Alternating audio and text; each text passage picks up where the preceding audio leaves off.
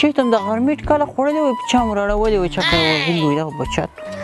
محمد لاس ورځې کېږي ټکله مې نه خوړې بیخي خوند مې نه لري سره کم خوند مې ده لاس پرې راش ټکله ځان ته پوهلم سره کم خوند دی ده هغه رقم خوند دی زه خدای هغه رقم خوند دی بیخي فرق نه ده کې راغلی ته دې ونه چې ټکله خورې هغه زوړ خوند دی ده ښه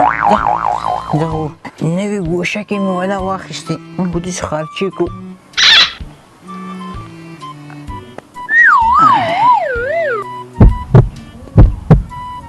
خدای دې وکړي چې غوږ مې کوڼ سوی ده ګوشه نه یې خرابه ښه اوس کور کې غوړي ختم دي وایي غوړي راوړه دا خو ما سرمایه ده 10 لکه په دې 10 لک روپو کې چې 100 روپیو غوړي راوړي دا خو بیا 19 لکه او 99,900 پاتې کېږي دا خو والا اسراف ته نه بېخور نن دې غوړي نه خور که نه نن دې غوړي نه دا خو والا بیا وایي چکاک دریا میشه که نه هغه ده والکه مدولا هغه وکه ورسو ته هغه ګاونډي کور نه یو پیاله پور راوړي پوه شو غوړي هغه به ترکاري کې هغه کیسې کوي چټي به اسراف نه کوي ابا څومره ښایسته کباب په خوشبو ده زوی لکه چې ډېر خوند یې درکړه ډېر زړه دې ورته اوسه ډېر زړه مې ورته اوسه خلاصه یوه پیره بیا پرې اوسه راځه ډونډۍ ګل نه خو بیخي اور پرې نه راس کېږي راځه دلته یو چل پوه کړو طریقې سره روپۍ کې راوړه هو که بیخي اور پرې خرچه نه کوي دا یو ممیز چې خورمه که نه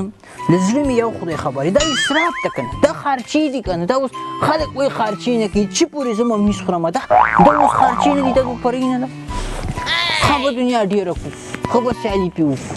خو چې ته مېلمه سره راغلی اتې به مو تر اخیستي وو خوړلي به یو دا ټولې خرچې دي ولا زړه خو مې خوري ډونډۍ ګله ستړی ماسې جوړ تا د ستړی کینې چای څښئ وبې څښو څه کوي ونه چای ښه نه وي دا وایي مزغو ته لږ هغه هم رسېږي که نه تاوان رسېږي ما خو هسې مازغه اوس خراب وي تاسو خو واړه هلکان نشې کوئ لیونیانو چای کور کې به یې وچکوي پوه شو دا یوه پیاله د سوړ ده ولا بیخي خوند نسته و دا نیمه پیاله دا ولې رامنې زار کوي دا به زه وچکم ښه نور څنګه یې ښه یې ښه داسې شکر دی چې ښه یې ته ښه یې ورکه ښه زه شکر دی چې راته ښه یې خدای دې ښه لره څنګه هم را پېښه وکړه راغلي د خیره والله ډونډۍ ګله اکا حاضرین لپاره دیوال جوړوم اوس هغې لپاره لږ چانزده کوکه روپۍ دې راکړې یو بدرې نه څوک دیوال ته وایي مازغه لري که نه لري چټي اخته یې ولا روپۍ راکړي چټي دا فضولي استرافونه مه کوئ نه چټي اخته یې تاسې به ولا تاسې به څنګه خوشحاله بل چا نه هم له ډونډۍ ګل نه تاسې روپۍ اخلئ داسې زه غریب سړی یم پرې مې دی